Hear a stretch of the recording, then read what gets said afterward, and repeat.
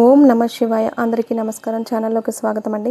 2025 సంవత్సరం సెప్టెంబర్ 7వ తేదీ వస్తున్నటువంటి చంద్రగ్రహణ ప్రభావం అనేది 4 రాష్ట్రాల వరకు చాలా ప్రతికూలమైన వాతావరణాన్ని సృష్టిస్తుంది. ఒక రకంగా చెప్పాలంటే ఎన్నో గండాలు పొంచి ఉన్నాయి. అయితే వచ్చే 48 రోజుల్లో వీరికి జరగబోయేది ఇదే. అయితే చంద్రగ్రహణ ప్రభావం కారణంగా ఈ 4 రాష్ట్రాల వారికి ప్రతికూలతలు కనిపిస్తున్నాయి. చంద్రగ్రహణం నుండి వచ్చే 48 రోజుల పాటు వారు ఎటువంటి జాగ్రత్తలు తీసుకోవాలి, ఏ రాష్ట్రాల వారికి ఏ విధంగా గండాలు పొంచి ఉన్నాయి, ఈ పూర్తి అంశాలన్నీ కూడా ఈరోజు ఈ వీడియోలో క్లుప్తంగా తెలుసుకుందాం. కాబట్టి వీడియోలోకి వెళ్లే ముందు మా చిన్న రిక్వెస్ట్, ఇది వరకు మీరు మా ఛానల్ని సబ్స్క్రైబ్ చేసుకున్నట్లయితే వెంటనే సబ్స్క్రైబ్ చేసుకొని పక్కనే ఉన్నటువంటి గంట సింబల్ని యాక్టివేట్ చేసుకోండి. అప్పుడే మేము అప్లోడ్ చేసే ప్రతి వీడియోకి సంబంధించిన నోటిఫికేషన్ అనేది ముందుగానే మీకు చేరుతుంది. అయితే 2025 సంవత్సరం సెప్టెంబర్ 7వ తేదీన సంపూర్ణ చంద్రగ్రహణం అనేది ఏర్పడుతుంది. ఇది భారతదేశంలో ఖచ్చితంగా కనిపిస్తుంది. అయితే ఇది మన భారత కాలమానం ప్రకారం రాత్రి 9 గంటల 48 నిమిషాల నుండి అర్ధరాత్రి 1 గంట 26 నిమిషాల వరకు ఉంటుంది. ఈ గ్రహణం అనేది భాద్రపద మాసంలో శుక్లపక్షంలో పౌర్ణమి రోజున వస్తుంది. భారతదేశంలో పాటు ఆస్ట్రేలియా, ఆసియా, ఆఫ్రికా, యూరోప్ మరియు ఉత్తర అమెరికాలోని కొన్ని ప్రాంతాల్లో కూడా ఈ యొక్క గ్రహణం అనేది కనిపిస్తుంది. అయితే గ్రహణ సమయంలో సూతకాలు కూడా ఖచ్చితంగా వర్తిస్తాయి. ఇది చాలా పెద్ద చంద్రగ్రహణం అనే చెప్పుకోవాలి. అంటే సమయం వచ్చేసి దాదాపు 3 గంటల పైగా ఉంటుంది. కాబట్టి ఇది చాలా పెద్ద చంద్రగ్రహణం. అయితే సూతకాలు వర్తిస్తాయి. అలాగే ఈ గ్రహణ ప్రభావం అనేది ఖచ్చితంగా 12 రాశుల వారిపైన కనిపిస్తుంది.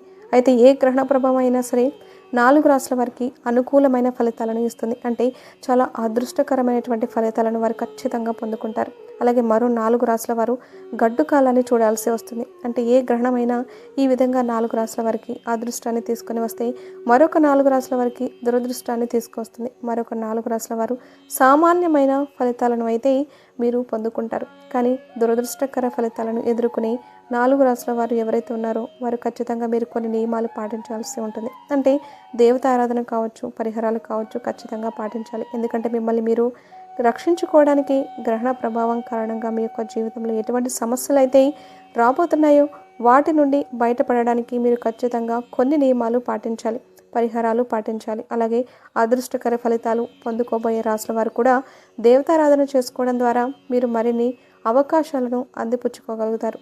కానీ సామాన్యమైన ఫలితాలు పొందుకున్న 4 రాశుల వారు ఎవరైతే ఉంటారో వారు మాత్రం మీ యొక్క అనుకూలతను బట్టి పరిహారాలు కానీ దేవతారాధన కానీ చేసుకోవచ్చు. కానీ దురదృష్టకర ఫలితాలను పొందుకునే 4 రాశుల వారు ఎవరైతే ఉన్నారో వారు ఖచ్చితంగా నియమాలు పాటించాలి, దేవత ఆరాధన చేసుకోవాలి, పరిహారాలు కూడా పాటించాల్సి ఉంటుంది. అయితే ఈ యొక్క 2025 సంవత్సరము సెప్టెంబర్ 7వ తేదీన వస్తున్నటువంటి గ్రహణ ప్రభావం అనేది 4 రాశుల వారిపైన అతి ఎక్కువగా కనిపిస్తుంది. అంటే ప్రతికూలతను సృష్టించబోతుంది. అయితే కుంభరాశిలో ఈ యొక్క గ్రహణం అనేది ఏర్పడుతుంది. కాబట్టి కుంభరాశిలో ఏర్పడుతుంది కాబట్టి ఈ కుంభరాశి వారికి ఈ యొక్క గ్రహణ ప్రభావం అనేది చాలా ఎక్కువగా ఉంటుంది. అంటే ప్రతికూలతలు ఎక్కువగా కనిపిస్తున్నాయి. ధనిష్ట నక్షత్రానికి చెందినటువంటి 3, 4 పాదాలు సంబంధించిన వారు, అలాగే శతభిష నక్షత్రానికి సంబంధించినటువంటి 4 పాదాల వారు, పూర్వభాద్ర నక్షత్రానికి సంబంధించినటువంటి 3 పాదాలకు సంబంధించిన వ్యక్తులు అయితే కుంభరాశిలో ఉన్నటువంటి వ్యక్తులు ఖచ్చితంగా గ్రహణ ప్రభావం కారణంగా ప్రతికూలతలను ఎదుర్కోవాల్సి వస్తుంది. ఆరోగ్యంపై శ్రద్ధ అనేది చాలా అవసరం. ఆరోగ్య విషయంలో చాలా రకాల సమస్యలు కూడా తలెత్తవచ్చు. బయట ఆహార పదార్థాలకు మీరు ఎంత దూరంగా ఉంటే అంత ఉత్తమం. కాబట్టి ఆరోగ్య విషయంలో శ్రద్ధ తీసుకుని ఏదైనా అనారోగ్య సమస్య వచ్చినప్పుడు చాలామంది దాన్ని అశ్రద్ధ చేస్తూ ఉంటారు. ఆ విధంగా అస్సలు చేయకండి. ఆరోగ్యంపై మరింత శ్రద్ధ తీసుకోవాలి. అంటే మీరు నార్మల్గా ఆరోగ్యంపై ఏ విధంగా అయితే శ్రద్ధ తీసుకుంటారో అంతకు మించిన శ్రద్ధ అనేది ఆరోగ్యంపై చాలా అవసరం. అలాగే మానసికంగా కూడా మీరు కృంగిపోవాల్సినటువంటి కొన్ని పరిస్థితులు ఎదురవుతాయి. అంటే ఆరోగ్య విషయంలో శారీరకంగా కానీ మానసికంగా కానీ మీకు సమస్యలు తలెత్తే అవకాశాలు కనిపిస్తున్నాయి. కాబట్టి ఖచ్చితంగా కుంభరాశి జాతకులు ఈ యొక్క చంద్రగ్రహణ తర్వాత రాబోయే 48 రోజుల పాటు చాలా జాగ్రత్తగా ఉండాల్సిన పరిస్థితి అయితే కనిపిస్తుంది.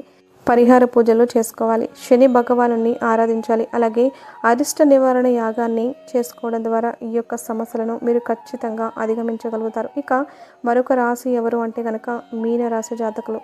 అయితే మీనరాశి జాతకులకు చూస్తే కనుక 12వ స్థానంలో ఈ యొక్క చంద్రగ్రహణం అనేది ఏర్పడుతుంది. అయితే ఈ విధంగా 12వ స్థానంలో అంటే ద్వాదశ స్థానంలో యొక్క చంద్రగ్రహణం అనేది ఏర్పడడం మూలంగా కూడా మీనరాశి జాతకులకు అరిష్టం అని చెప్పుకోవాలి. అయితే అంతకుముందే ఈ యొక్క మీనరాశి వారికి ఏలినాటి శని అనేది నడుస్తుంది. దానికి తోడు 12వ స్థానంలో రాహు కూడా ఉంది. కానీ దాని కారణంగా ఎన్నో రకాల సమస్యలు మీరు ఎదుర్కోవాల్సి ఉంటుంది. కాబట్టి అరిష్ట నివారణ యాగం ఖచ్చితంగా చేసుకోవాలి. ఖర్చులు విపరీతంగా పెరిగే అవకాశాలు కనిపిస్తున్నాయి. అనవసరమైన ఖర్చులు వస్తాయి. అంటే మీరు ఊహించని ఖర్చులు మీ ముందుకు వస్తాయి. అనవసరమైన ప్రయాణాలు చేయాల్సి వస్తుంది.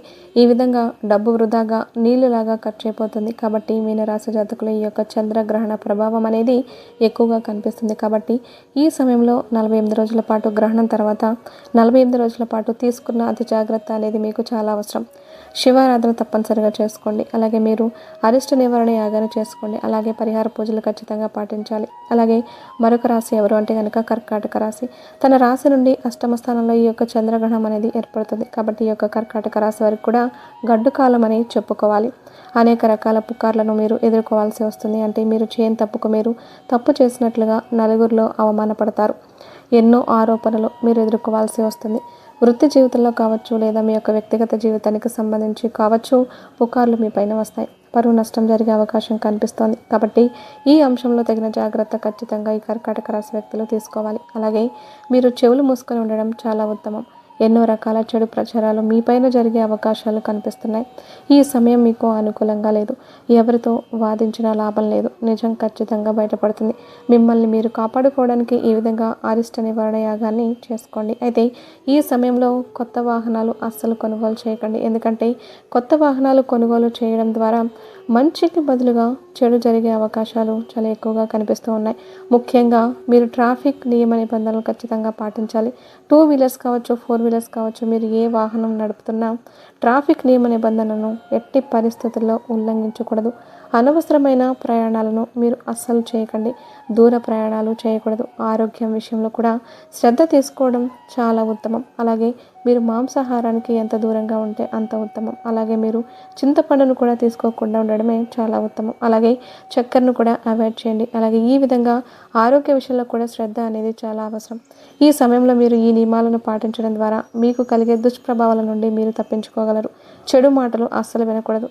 చెప్పుడు మాటలు వినడం వల్ల మీరు మీ యొక్క జీవితాన్ని సర్వనాశనం చేసుకునే అవకాశాలు కూడా ఈ సమయంలో కర్కాటక రాశి వారి యొక్క జీవితంలో కనిపిస్తూ ఉన్నాయి. కాబట్టి ఈ సమయంలో కర్కాటక రాశికి చెందిన వ్యక్తులు కూడా తగిన జాగ్రత్తలు ఖచ్చితంగా తీసుకోవాలి. ఇక మరొక రాశి ఎవరు అంటే కనుక వృశ్చిక రాశి. అంటే ఈ యొక్క వృశ్చిక రాశి వారికి 4వ స్థానంలో అంటే సుఖ స్థానంలో గ్రహణం ఏర్పడుతుంది. కాబట్టి ఈ రాశుల వారు చాలా జాగ్రత్తగా ఉండాలి. సుఖస్థానంలో ఏర్పడడం అంటే వీరికి సుఖం అనేది అస్సలు ఉండదు. ఇల్లు అమ్ముకోవాల్సిన పరిస్థితి రావచ్చు. ఇల్లు తాకట్టు పెట్టుకోవాల్సిన పరిస్థితి రావచ్చు. బంగారం తాకట్టు పెట్టుకోవాల్సినటువంటి పరిస్థితి రావచ్చు. అయితే ఆర్థిక సమస్యలు కనిపిస్తున్నాయి. అంటే ఇది వరకు మీరు చాలా ఆనందంగా గడిపిన వారు కూడా ఒకేసారి ఈ విధంగా సమస్యలు కొని తెచ్చుకునే అవకాశాలు ఉన్నాయి. తల్లి ఆరోగ్యం పట్ల చాలా జాగ్రత్తలు తీసుకోవాలి. ముఖ్యంగా మీ యొక్క తల్లి విషయంలో అశ్రద్ధ అనేది చేయకూడదు. అంటే బాత్రూంలో శుభ్రం చేసే విషయంలో కావచ్చు, వంట పని విషయంలో కావచ్చు, కూరగాయలు కట్ చేసే విషయంలో కావచ్చు, వారిని ఆ పనులు చేయనివ్వకుండా మీరు ఆ పనిని చేయడం చాలా ఉత్తమం. ఎందుకంటే ఈ సమయంలో వారికి ప్రమాదం సంభవించే అవకాశాలు ఉన్నాయి. కాబట్టి ఈ అంశంలో ఖచ్చితంగా ఈ యొక్క వృశ్చిక రాశి వారు జాగ్రత్తలు ఖచ్చితంగా తీసుకోవాలి. అరిష్ట నివారణ యాగాన్ని చేసుకోండి. పెద్దలకు మీ శక్తి మేరకు దాన ధర్మాలు చేయండి. పరిహార పూజలు చేసుకోండి. అలాగే గ్రహణ సమయంలో హనుమాన్ చాలీసా పఠించండి. ఖచ్చితంగా మీకు పొంచి ఉన్నటువంటి సమస్యల నుండి, ప్రమాదాల నుండి మీరు బయటపడగలుగుతారు. రాబోయే 48 రోజుల పాటు అంటే గ్రహణం తర్వాత 48 రోజుల పాటు కూడా అత్యంత జాగ్రత్త అనేది చాలా అవసరం. ప్రయాణాలు చేసే విషయంలో, ఆరోగ్య విషయంలో శ్రద్ధ అనేది చాలా అవసరం. ట్రాఫిక్ నియమ నిబంధనలు అస్సలు ఉల్లంఘించకండి. చూసారు కదండి, ఏ 4 రాశుల వారికి గ్రహణ ప్రమాదం అనేది ప్రతికూలంగా ఉండబోతుంది, ఎటువంటి సమస్యలు వారు ఎదుర్కోబోతున్నారు, అలాగే ఎటువంటి పరిహారాలు పాటించాలో క్లుప్తంగా తెలుసుకున్నారు కదా. ఈ వీడియో నచ్చితే మీకు ఖచ్చితంగా లైక్ చేయండి. మరిన్ని మంచి మంచి వీడియోస్ కోసం ఇప్పుడే ఛానల్ని సబ్స్క్రైబ్ చేసుకొని పక్కన ఉన్నటువంటి గంట సింబల్ని యాక్టివేట్ చేసుకోండి. అలాగే ఓం నమః శివాయ అని ఒక చిన్న కామెంట్ చేయడం మాత్రం మర్చిపోవద్దు.